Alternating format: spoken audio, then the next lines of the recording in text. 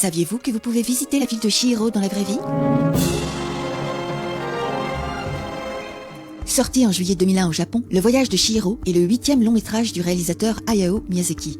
Il est l'un des films les plus récompensés du studio Ghibli, avec notamment un Ours d'Or à Berlin et un Oscar du meilleur film d'animation. Le film raconte l'histoire de Chihiro, une petite fille de 10 ans, qui se retrouve dans un monde caché et mythologique, plein de références au folklore japonais, mais aussi occidental. On remarque dans le film une très grande importance accordée au nom.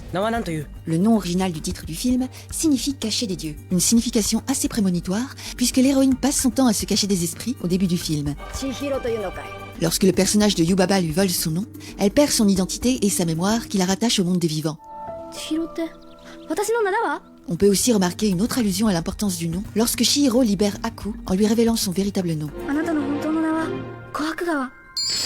On peut penser que Miyazaki s'est inspiré du cycle de Terre et Mer, une histoire chère à son cœur, adaptée 5 ans plus tard par son fils Goro Miyazaki. L'histoire se déroule dans un monde où connaître le nom véritable d'une personne ou d'une chose donne le pouvoir de la contrôler.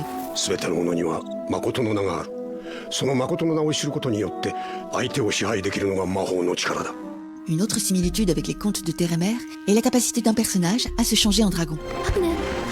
C'est le cas pour le mystérieux Aku. Dans la mythologie japonaise, les Mizushi sont des dragons orientaux décrits comme des divinités des eaux. Voilà pourquoi, traditionnellement au Japon, on implorait le dragon pour attirer la pluie nourricière des terres. Dans le film, on voit en effet 2 dragons, tous 2 aquatiques. Aku, l'esprit de la rivière Kohaku, et un autre dragon, esprit d'une grande rivière également, qui arrive et repart sous la pluie. La sorcière Yubaba est la propriétaire de l'onsen, une sorte de station thermale typiquement japonaise, pour laquelle Chihiro travaille. Le nom Yubaba se traduit d'ailleurs par vieille femme des bains. Un des personnages du folklore japonais qui se rapprocherait le plus de Yubaba est Yama-Uba, une sorcière des montagnes prenant l'apparence d'une vieille femme qui se sert de la magie pour piéger et manger ses victimes.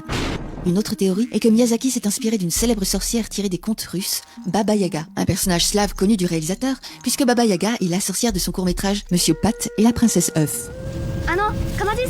Kamaji, que l'on peut traduire par papy chaudière, est un vieillard à 6 bras qui s'occupe d'entretenir la chaudière de l'onsen. On peut le rapprocher dans le folklore japonais à des tsuchigumo, ces géantes araignées représentées avec un visage de démon et le corps d'un tigre. Le visage de Kamaji ressemble d'ailleurs à une représentation d'un tsuchigumo datant du 19e siècle.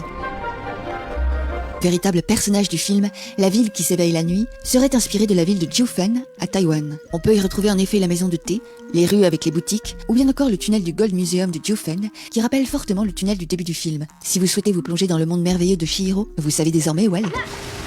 Voilà, on va s'arrêter là. Il y aurait encore tellement de choses à dire sur les personnages secondaires.